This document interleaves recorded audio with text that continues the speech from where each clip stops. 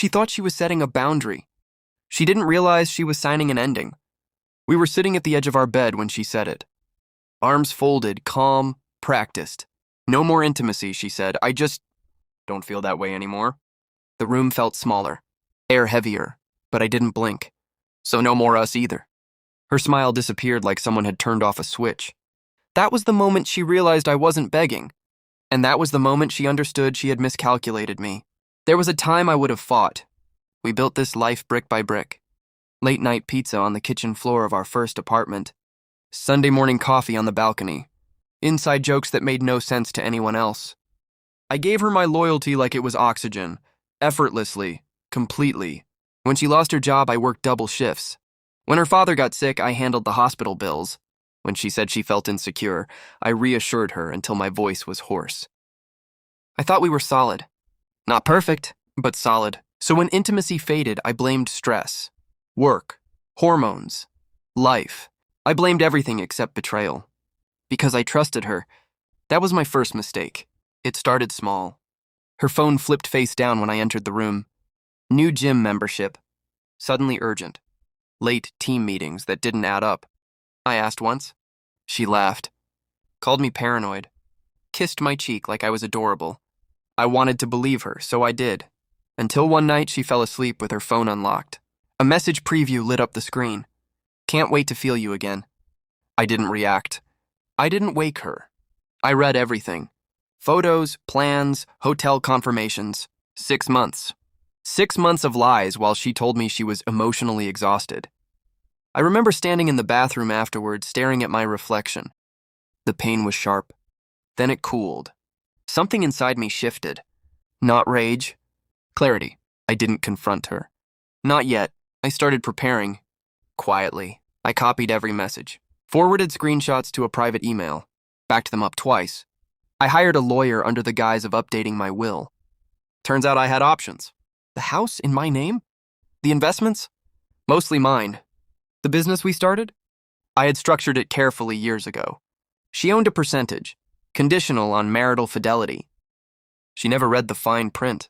I did. I moved money gradually into accounts she didn't know existed.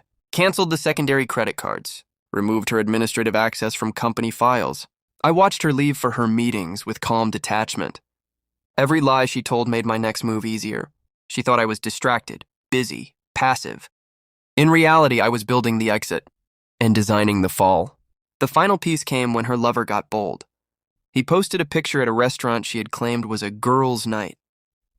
Same wine glass, same bracelet on the wrist across from him. Public. Sloppy. I sent the screenshot to my lawyer. Then I scheduled a dinner. Her idea, actually. We need to reconnect, she said. I agreed. Of course I did. The restaurant was dimly lit, intimate. She wore the red dress I bought her last anniversary. Irony has a sense of humor. She reached for my hand. I miss us, she whispered. I looked at her and saw a stranger wearing my wife's face. Do you? I asked calmly. She nodded. I've been thinking, she continued. Maybe we can slowly rebuild the physical part. No pressure. There it was. Control. She wanted the marriage for stability. The affair for excitement. I let her speak. Watched her craft the performance. Then I slid a manila envelope across the table. Her fingers hesitated before opening it. Photos, screenshots, hotel receipts, timeline summaries. Her color drained. I can explain. You don't need to, I interrupted. My voice was steady, surgical. I already did. I handed her another document. Divorce papers. Pre-filed. With evidence attached. Clause highlighted. Infidelity nullifies asset division protections. Her lips trembled. You're overreacting. No, I said. I'm finishing. That's when I delivered the final cut. The board received a copy of your team meetings as well. Her affair wasn't just personal. It was with a client. Company policy was clear. Termination pending investigation. Her fork clattered against the plate. You wouldn't. I already did. The fallout was swift. Her job suspended her within a week. Her lover, married. His wife received an anonymous package. He disappeared first. She tried to negotiate, apologize, cry, but I had already detached.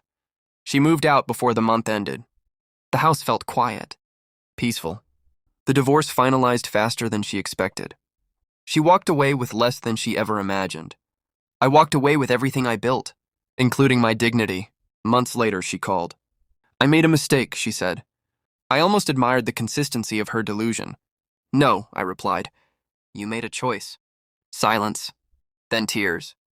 I didn't feel satisfaction from her pain. I felt balance. Justice isn't loud. It's precise. People think revenge is explosive. It isn't. It's patient. It's reading the contract. It's documenting the lies. It's letting someone believe they're in control while you quietly remove every pillar holding them up. When she said no more intimacy, she thought she was depriving me. What she really did was expose herself. Intimacy isn't physical. It's loyalty.